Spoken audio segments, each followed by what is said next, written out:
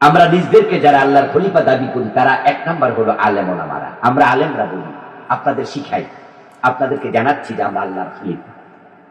যে আলেমরা নিজদেরকে আল্লাহর খলিফা বলে, লক্ষ্য করে দেখেন, সে আলেমরা সংসদে নাই, সে আলেমরা মন্ত্রণালয়ে নাই, সে আলেমরা গণভবনে নাই, সে আলেমরা বঙ্গভবনে নাই, সে আলেমরা হাইকোর্টে নাই, আলেমরা সুপ্রিম কোর্টে নাই।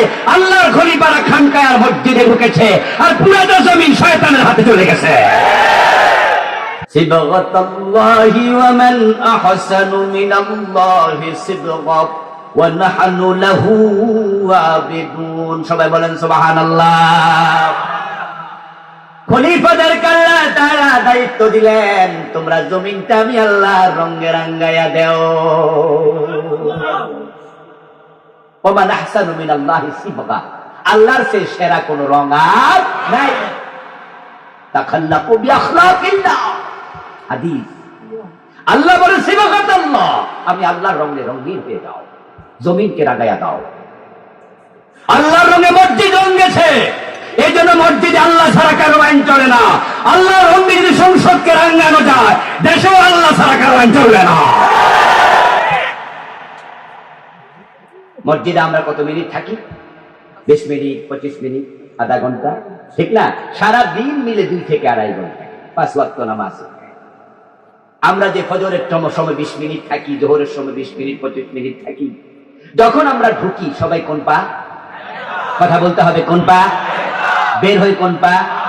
দেখেন আমরা সবাই মিলে এক জায়গায় চলে আসি। রাসূল যেভাবে বলেছেন, তিনি যেভাবে করেছেন সেটা। আমার বন্ধু, আমরা ডান পা দিয়ে ঢুকলাম, বাম পা দিয়ে মসজিদ থেকে বের হলাম, আল্লাহু আকবার বলে সবাই মিলে নামাজ শুরু করলাম, সালাম ফিরিয়ে নামাজ শেষ করলাম। ইমাম যদি ভুল করে, ইমামরও লোকমা দিয়ে সোজা করে দে, ঠিক না? আল্লাহ এবং রাসূলের কথার বাইরে মসজিদের 20 মিনিট আমরা চলি না, বরং ইমাম যদি ভুল করে সবাই মিলে আমরা ইমামরে সংশোধন করি। যদি আমরা সংবিধানকে কোরআন বানায়া সংসদে এমপি হইয়া ঢুকতাম, প্রধানমন্ত্রী স্পিকার উল্টা চললে তাকেও লোকমা দিয়ে সোজা করে দিতাম।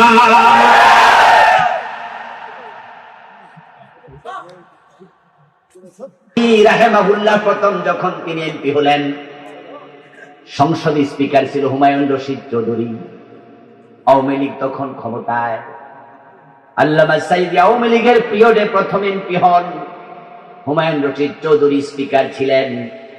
সংসদে আল্লামা সাইদি দাঁড়ায়া বললেন, মাননীয় স্পিকার, আমি সংসদে এবারই এসেছি, এটা আমার প্রথম পার্লামেন্ট। আমি দেখছি আপনাকে ঢোকার সময় সবাই কুর্নিশ করে, মাথা নত করে আপনাকে এভাবে দিয়ে ঢোকে। এই যে আপনার কাছে মাথা নত করে মুসলমানরা ঢুকতেছে, অথচ মুসলমানের মাথা নত হবে শুধু কার কাছে? মুসলমানের মাথা তো আল্লাহ ছাড়া কারো কাছে নত হতে পারে না। স্পিকার সাহেব তখন বললেন, মাওলানা, আপনার সাথে আমি একমত, তবে এটা আমি চাইলেই তো বাতিল করতে পারবো না। আপনি একটা নোটিশ করেন, আপনি একটা দরখাস্ত দেন। আল্লামা সাইদি রহমতুল্লাহি আলাইহি তখন তিনি একটি দরখাস্ত দিলেন। স্পিকার হুমায়ুন রশিদ চৌধুরী সেটা আবার কণ্ঠ ভোটে পাশ করালেন। পাশ করায় বললেন, এখন থেকে আর স্পিকারের কাছে মাথা নত করার প্রয়োজন নাই। আমার ভাইয়েরা, এমনই ভাবে যদি আমরা সংসদে 151 জন নেতা ঢুকাইয়া দেই, তারা আইন পাশ করবে, আল্লাহর আইনে বাংলাদেশ চলবে। সুযোগ আছে না নাই? 1972 সনে যে সংবিধান লেখা হলো ডক্টর কামাল মিয়ার নেতৃত্বে, ওই সংবিধানকে আমরা এ পর্যন্ত 18 বার চেঞ্জ করেছি, 18 বার পরিবর্তন হলো। এই পরিবর্তন প্রমাণ করে সংবিধান পরিবর্তন যোগ্য জিনিস। এখন যদি আমরা কোরআনওয়ালা আল্লাহর খলিফারা সংসদে ঢুকে যেতে পারি কোরআন নিয়া, সংবিধান পরিবর্তন করে আল্লাহর কোরআনকে বানায়া দিতে পারবো। সুযোগ আছে না নাই? মসজিদের খলিফা সংসদে চলো, সংসদে যাওয়া দরকার।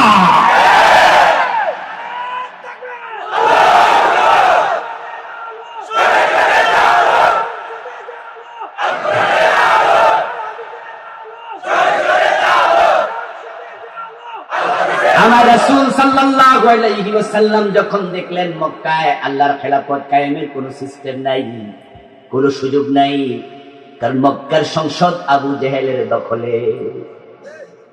আমার রাসূলুল্লাহর খেলাফত কায়েমের জন্য ওই মক্কার সংসদ দারুন নাদওয়াতে কোরআন নিয়ে ঢুকবেন, তারাই সুযোগ দেয় না, বরং তারা সংসদে আইন পাশ করেছে দুটি। এক নাম্বার লা তাসমাউ লিহাযাল কুরআন, দ্বিতীয় হলো ওয়ালগাউ ফীহি লাআল্লাকুম তাগলিবুন। وقال الذين كفروا কাফেররা বলেছে, আইন পাশ করেছে, লা তাসমাউ লিহাযাল কুরআন, ও কাফেররা, ও মক্কার লোকেরা, মুহাম্মাদের তেলাওয়াতকৃত কোরআন শোনা যাবে না। উল্টা আইন বানাইছে। গত 15 বছরে কোরআনের কত মাহফিল তারা বাধা দিছে, তাদের চরিত্রের সাথে আবু জেহেলের মিল আছে না? না, কত জায়গায় বাধা দিছে। কোরআনের আলেমদেরকে তারা জায়গায় জায়গায় বেজ্জতি করছে, ঠিক না?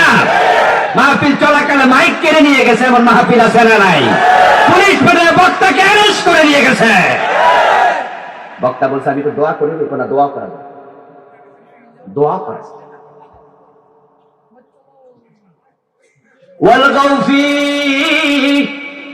তাদের দ্বিতীয় সিদ্ধান্ত হলো মুহাম্মদ সাল্লাল্লাহু আলাইহি ওয়াসাল্লাম যেখানে কোরআন পড়বে, কোরআন বলবে, সেখানে গন্ডগোল লাগাইতে হবে। কিভাবে আবু জেহেলের সাথে মিলত, ঠিক না? আল্লাহর হাবিব যখন খেলাফত কায়েমের পরিবেশ মক্কায় পেলেন না, তখন তিনি আবার হিজরত করে আল্লাহর ইশারায় মদিনা রওনা দিলেন। মদিনা যাওয়ার পথে আল্লাহর কাছে দোয়া করছেন, ওয়াজআলনি মিন লাদুনকা সুলতানান নাসীরা, ও আমার আল্লাহ, তোমার খেলাফত প্রতিষ্ঠার জন্য আমাকে রাষ্ট্র ক্ষমতা দিয়ে সাহায্য করো। আল্লাহ রাসূলুল্লাহকে রাষ্ট্র ক্ষমতা দিলেন। আমার প্রিয় ভাই, আল্লাহর খেলাফত কি? এবার বলুন তো, আমাদের দেশে বিভিন্ন পীরের খলিফা আছে না নাই? ওগুলা দিলে বুঝবেন আল্লাহর খেলাফতটা কি। যারা মাইজভান্ডারের খলিফা, তাদের বাড়িতে ঢোল আছে না নাই? সরমনার খলিফার বাড়ি থেকে ঢোল আছে? আপনি দেখবেন যে সরসিনার খলিফা যিনি, তিনি গায়ে যে জামাটা পরে, ওই জামাটা তার পীরের মতো। সরমনার যিনি খলিফা, উনি মাথায় যে টুপিটা পরে, টুপির ডিজাইনটা তার পীর সাহেবের মতো। আবার মাইজভান্ডারের খলিফা, সে যখন জিকির করে, তাদের মাইজভান্ডারের জিকিরের মাঝে লাফানি ফালানি আছে না নাই? কারণ তাদের পীরও লাফায়, তাই তাদের খলিফাও লাফায়। পীর হয় যেমন তার খলিফা হয় তেমন, নেতা হয় যেমন তার কর্মী হয় তেমন। আমার আল্লাহর চরিত্র যেমন, ঠিক আল্লাহর খলিফারও সমান চরিত্রবান হবে। আল্লাহ জুলুম করে না, আল্লাহর খলিফারও জালেম হতে পারে না। আল্লাহ অন্যায় বিচার করে না, আল্লাহর খলিফারও সমাজে অন্যায় বিচার করবে না। ইন্নী জাইলুন ফিল আরদি খলিফাতাম মিন্নী ইয়াহকুমু বাইনান নাস বিল আদল। তাফসীর ইবনে কাসির প্রণেতা আয়াতের ব্যাখ্যা করেছেন, আল্লাহ ফেরেশতাদেরকে বলো, ফেরেশতারা আমি আমার খলিফা বানাতে চাই। খলিফাতাম মিন্নী, আদম আউয়ালু খলিফাতিল্লাহ ফিল আরদি। তাফসীরে খাজিন প্রণেতা বলেন, আদম হলেন জমিনে আল্লাহর প্রথম খলিফা। দায়িত্ব দিয়েছেন কি? দায়িত্ব হলো ইয়াহকুমু বাইনান নাস বিল আদল। যখন তারা জমিনে ফয়সালা করবে, বিচার করবে, দেশ চালাবে, সমাজ চালাবে, তারা ন্যায় নিষ্ঠতার সাথে চালাবে। আমি দায়িত্ব আমার খলিফাদেরকে দিয়েছি। ইয়া দাউদ ইন্না জাআলনাকা খলিফাতান ফিল আরদ। ও দাউদ, আমি জমিনে তোমাকে খলিফা বানালাম। আনহুকুম বাইনান নাস বিল হক। তোমার দায়িত্ব হলো যখন তুমি সমাজ চালাইবা, হুকুম করবা, ফয়সালা করবা। হযরত দাউদ কি প্রজা ছিলেন না রাজা? সুলাইমান আলাইহিস সালাম প্রজা না রাজা? হযরত দাউদের ছেলে ছিল নবী সুলাইমান, বাবাও রাজা, ছেলেও রাজা। ও দাউদ, আমি তোমাকে খেলাফত দিয়েছি। আমি হুকুম, তুমি হুকুম দাও। আল্লাহর খলিফারা টিউন হয়ে হুকুম দেবে, ডিসি হইয়া হুকুম দেবে, এমপি হইয়া হুকুম দেবে, মন্ত্রী হইয়া হুকুম দেবে, প্রেসিডেন্ট হইয়া হুকুম দেবে, তাদের হুকুমটা আল্লাহর কোরআনের আলোকেই হবে। এটা হলো খলিফার দায়িত্ব। এবার রাসূলুল্লাহ সাল্লাল্লাহু আলাইহি ওয়াসাল্লাম খেলাফতের জন্য মদিনায় গেলেন। আল্লাহ ওনাকে রাষ্ট্র ক্ষমতা দিল। এবার আপনাদের কাছে আমি প্রশ্ন করব, আমার রাসূল যখন 10 বছর মদিনা চালাইছেন, মন মতো না কোরআন মতো? রাসূলুল্লাহর পর আবু বকর হলো খলিফা, ঠিক কি না? তারপরে ওমর, ওসমান, আলী, হযরত ওমর তো অর্ধ পৃথিবী শাসন করেছে 10 বছর। কবি নজরুল চমৎকার বলেছেন, অর্ধ পৃথিবী করেছো শাসন, ধুলার তপ্তে বসে, খেজুর পাতার প্রাসাদ তোমার বারে বারে গেছে খসে। হযরত ওমর যখন অর্ধ দুনিয়া 10 বছর চালালেন, ইতালির রোম ছিল হযরত ওমরের অধীনে।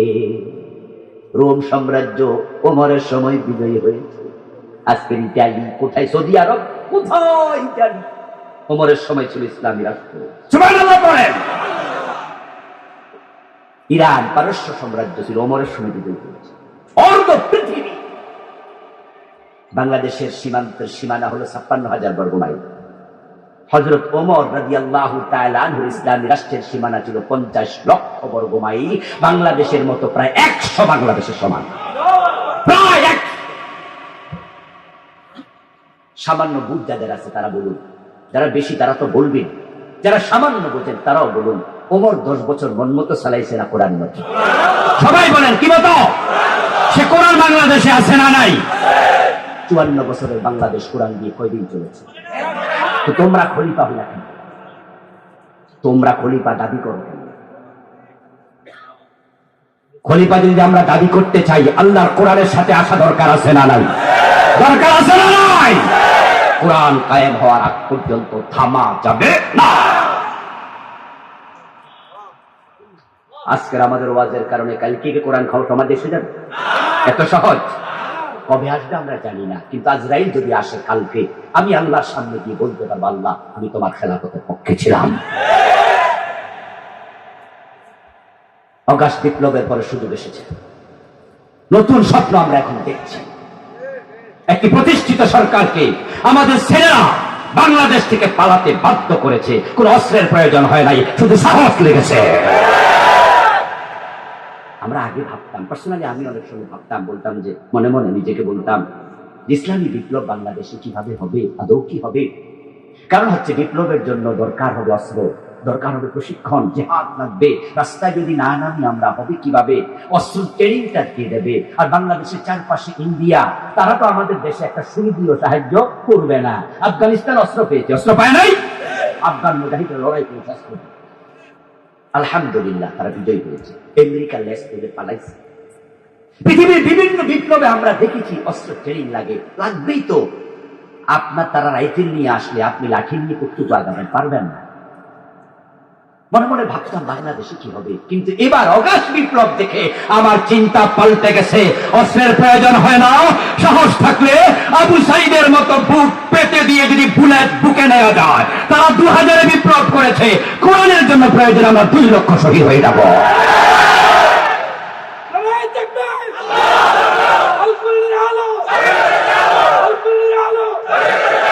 আমার প্রিয় ভাইয়েরা, আমাদের বাচ্চারা ভাইয়েরা যে বা রাস্তায় নামছিল, ছাত্র জনতা, তাদের কাছে কি রাইফেল ছিল? স্টেন গান ছিল? খালি হাতে নেমেছে, খালি হাতে নেমেছে। আল্লাহর সাহায্য এসে গেছে। প্রধানমন্ত্রীর অন্তরে আল্লাহ এমন ভয় ঢুকে গেছে, খাইয়া না খাইয়া পালাইছিল। রান্না কিন্তু করা ছিল, খাওয়ার টাইম পাই।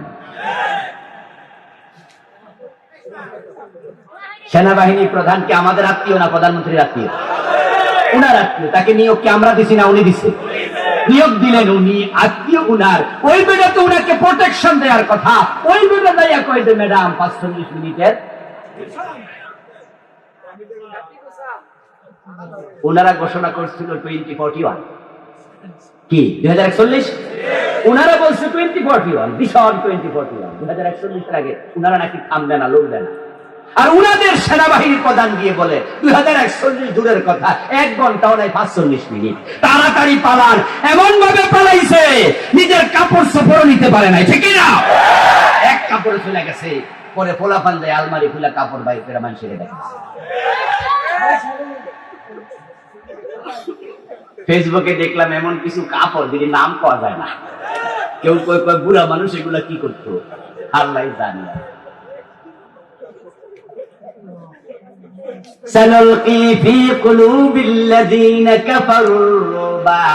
ইসলাম আসলে তলোয়ার দিয়ে বিজয়ী হয় নাই, ইসলাম বিজয়ী হয়েছে আল্লাহর সাহায্যে। প্রিয় ভাইয়েরা, তাবুকের যুদ্ধের নাম শুনেছেন? ইসলামের সবচেয়ে বড় যুদ্ধ, যেখানে সাহাবীর সংখ্যা ছিল প্রায় 40,000 মুজাহিদ। এর আগে সবচেয়ে বেশি যুদ্ধে সাহাবী অংশগ্রহণ করেছে মক্কা বিজয়ে 10,000। তারপরে মক্কার পরে হুনাইনের যুদ্ধে ছিল 12-13,000-এর মতো। কিন্তু তাবুকে ছিল মুজাহিদ 30 থেকে 40,000-এর কথা ইতিহাসে পাওয়া যায়। কাফের ছিল 3 লক্ষ। কিন্তু কাফেররা যখন শুনল 30 থেকে 40,000 মুজাহিদ এসেছে, তারা যুদ্ধের মাঠে আসে নাই। বিনা যুদ্ধে তাবুক বিজয় হয়ে গেছে। কাম মিন ফিয়াতিন কালিলাতিন গালাবাত ফিয়াতান কাসীরাতাম বিইযনিল্লাহ। অস্ত্র লাগবে না, ঈমান শানিত করো। আল্লাহ কোরআনে বলে কত ছোট ছোট দল আল্লাহর সাহায্যে বড় দলের উপর বিজয়ী হয়ে গেছে। আচ্ছা, এবার আসুন আলোচনার আমি শেষ দিকে উঠবেন না প্লিজ। আমি বলছিলাম আল্লাহর খলিফা আমরা আলেম ওলামারা আমরা কিন্তু মসজিদে ঢুকেছি। মসজিদ এখনো আলেমদের দখলে আছে না নাই? গত 15 বছরই কি আওয়ামী লীগের নেতারা খতিব হয়ে গেছে? না না, বলছে না হুজুর এটা আপনারা। টয়লেটের ফিয়নগিরিও নিয়ে নিছে, টয়লেটের ম্যানেজারও হয়ে গেছে, কিন্তু খতিবগিরি নেয় না, ঠিক না? এই বিভিন্ন জায়গায় কি সরকারি টয়লেট আছে না? আছে, কিন্তু এটা সভাপতি কাটা হয়েছে, হেরে গেছে, মানে কোন পদ আর ছাড়ে নাই, টয়লেট সুবিধা। আচ্ছা, কিন্তু খতিব হইতে তো খুতবা দেয়া লাগবে নাকি? পারলে এটাও নিতে। কিন্তু এমন তো অবস্থা হবে পর মসজিদ ভাঙ্গা না ভাইলে ফলাইব কি দিয়ে, পলানোর জায়গা থাকবে না। খুতবাটা এখনো আলেমদের হাতে আছে, আছে কিনা? মাদ্রাসার প্রিন্সিপাল আলেমরাই আছে, ঠিক কিনা? মসজিদ মাদ্রাসায় খানকায় আল্লাহর খলিফারা আছে থাকার কারণে আলহামদুলিল্লাহ এখনো মসজিদ আল্লাহর আইন চলছে, ঠিক না? আপনি দেখবেন মসজিদে গিয়ে জুমার দিন এলাকার কোন নেতার ভাতিজা তাগড়া যুবক, সে যদি জোরে একটু আওয়াজ করে, কোনো কথা বলে, ইমাম কথা বলা লাগে না, পাশের জনই তারে করে এই বেটা মসজিদে জোরে কথা বলে না, বলে না। এবং ওই যুবক তখন বলে না যে আমার মসজিদে আমি নেতা, আমার ছিল আরো জোরে না, দেখবেন জিহবায় কামড় দিয়া সেও চুপ করে, সেও বসে যায়, সে বলে সরি সরি সরি। আলেমদের খেলাফত, আল্লাহর খলিফাদের খেলাফত এখনো মসজিদে আছে, তাই মসজিদে শান্তি আছে। এই খেলাফত মসজিদ রেখে যদি আমরা গ্রামে মহল্লায় ছড়িয়ে দিতে পারি, গ্রাম মহল্লায় শান্তি ছড়িয়ে যাবে। তাহলে প্রশ্ন হতে পারে, হুজুর আপনারা তো মসজিদ মাদ্রাসা খেলাফত চালাচ্ছেন, তাহলে আপনারা তো আল্লাহর খলিফা জান্নাতি। আমি বলবো দোস্ত, আল্লাহ কি মসজিদের খলিফা বানাইছে এমন একটা আয়াত নাযিল করছে? আমি আয়াতগুলো পড়ছি, আবার দেখুন। 1 নম্বরে ফিল আরদি খলিফা, আমি আদমকে জমিনে খলিফা বানাই। হুয়াল্লাযী জাআলাকুম খালাইফা ফিল আরদ, আল্লাহ তোমাদেরকে জমিনে খলিফা বানাইছে, কোন জায়গায় বলে নাই ফিল মসজিদে খলিফা। টোটাল জমিনের খলিফা। আমরা কি করলাম হুজুররা ভাইবা চিন্তা দেখছি, জমিনে খেলাফত দিতে গেলে মামলা খাওয়া লাগে, মাইর খাওয়া লাগে, দ্বন্দ্বে জড়ানো লাগে, রক্ত দেয়া লাগে, শহীদ হওয়া লাগে। এই জন্য আমরা কিছু জমিনটা আপনারা নেন, আমরা মসজিদটা নেন। এই জন্য আল্লাহর কিছু বান্দা আছে যারা মসজিদে গাটি গোটা লইয়া ঢুকছে, ঠিক না? এরা 40 দিন বড় আরাম, এবং সেখানে কি কারেন্টের বিল দেওয়া লাগেনি, পাবলিকের টাকা দিয়ে কারেন্ট চলতেছে এবং নিজেরা আরামে খাইতেছে। আমি কিন্তু তাদের বিরোধী না, জাস্ট বুঝাচ্ছি। আমি নিজেও মাঝে মাঝে ওখানে যাই, আমি উদার মানুষ। এই জন্য আমি সরমনায় দরবারে গিয়েছি একবারে পীর সাহেবের সাথে দেখা করার জন্য, আমি সরসিনা দরবারে গিয়েছি পীর সাহেবের সাথে দেখা করার জন্য, পার্সোনালি তাদের ভালোবাসি। আমি ধামতি আলিয়া দরবার থেকে কামিল পাশ করেছি। আমি জিকিরের মজলিসে বসি, তাবলীগে বিশ্ব ইস্তেমা আমি 7 থেকে 8 বার গেছি। এখানে আপনারা কে কয়বার গেছেন জানি না, আমি 7 থেকে 8 বার বিশ্ব ইস্তেমা করেছি। আমি পার্সোনাল নসরত করতে তাবলীগ জামাতকে আমি গিয়েছি।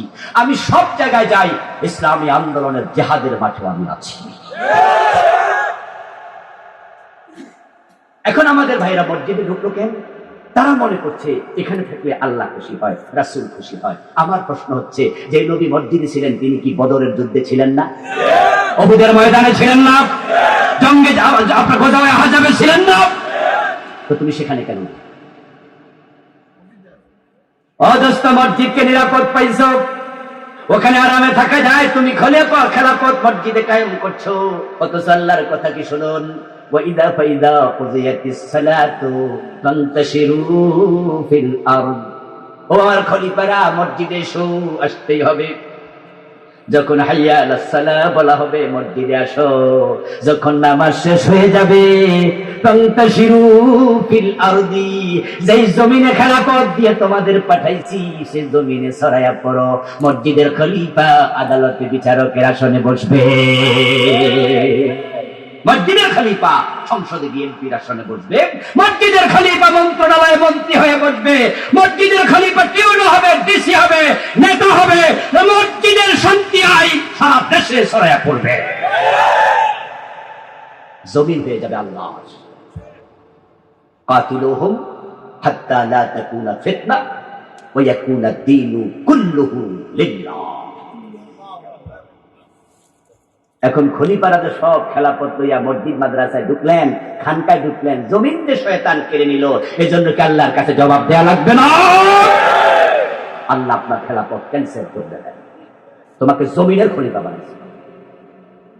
জমিন আঁকড়াইয়া ধরো, জমিন আঁকড়াইয়া। ইনশাআল্লাহ সুযোগ এসেছে, অগাস্ট বিপ্লব আমাদের সুযোগ করে দিয়েছে। আমরা আগামীতে কোরআনকে সংসদে নিতে চাই। যদি আপনারা রাজি হয়ে যান, কেউ ঠেকাতে পারবে না। সুযোগ এবার আল্লাহ দিয়েছেন। যারা কোরআন বাধা দিত এরা দেশে, এরা পরিচয় দিতে পারে না, ঠিক কিনা? আচ্ছা, তারা থাকলে কি মাহফিলে কথাটি কইতে পারতাম না? কইলে আমি দেখতে পারতাম বাড়ি। আল্লাহ নিত, জেলখানা দিয়ে নিত। কোথা আগে নিয়ে আনে, কদিন খাই গেল। এবং এই মাহফিলে গন্ডগোল লাগাই দিত না, এখানে গন্ডগোল লাগাই দিত। তাহলে আল্লাহ এবার সুযোগ দিয়েছে, আমরা মন খুলে কথা বলতে পারি। আমাদেরকে সংসদে পাঠাও, কোরআনওয়ালাদেরকে, সেখানেও মন খুলে কথা বলা হবে। আল্লাহর জমিন, আল্লাহর আইন কায়েম হলে শান্তি, সবাই একসাথে মিলেমিশে বুক করবো, ঠিক কিনা? চুরি থাকবে না, ঘরের দরজা খুলে আবার ঘুমাবে, ডাকাতি হবে না, রাহাজানি চিন্তায় থাকবে না, চাঁদাবাজি থাকবে না, শান্তির পলগুধারা পরতে পরতে প্রবাহিত হবে। দুইজন মন্ত্রী 5 বছর মন্ত্রণালয় চালাইছে, মতিউর রহমান নিজামী, আলী হাসান মোহাম্মদ মুজাহিদ রাহিমাহুল্লাহ। 1 টাকা সংসদ চুরি করে নাই, 1 টাকা লুটের অভিযোগ নাই। আমরা 5 বছর চালাই আপনাদের দেখাইছি যে আমাদেরকে পাঠান, চুরি হবে না। বাংলাদেশের টাকায় কানাডা আমরা বাড়ি বানাবো না, বেগম পাড়া তৈরি হবে না। নেত্রী বলেছে তার ফিয়ন কত কোটি টাকার মালিক, 400 কোটি। ওরে বাবা রে, টাকা সব কি চাকরি করে কামাইছে? দেশের টাকা, আপনার টাকা। এসালাম কোম্পানি 80,000 কোটি টাকা ইসলামী ব্যাংক থেকে চাপ পাচার করে দিয়েছে, আপনাদের টাকা। সোনার বাংলা বেশি দিন লাগবে না, আমরা জাকাত ভিত্তিক অর্থ ব্যবস্থা চালু করব। আল্লাহর খেলাফত আসবে। ওমরের যুগে জাকাত বিভাগের কর্মচারী জাকাতের টাকা কাঁধে নিয়ে ঘুরত, জাকাত খাওয়ার লোক পাওয়া যেত না। বাংলাদেশ যদি 15 থেকে 20 বছর আল্লাহর খলিফারা চালায়, এই দেশে জাকাত খাওয়ার লোক থাকবে না, থাকবে না।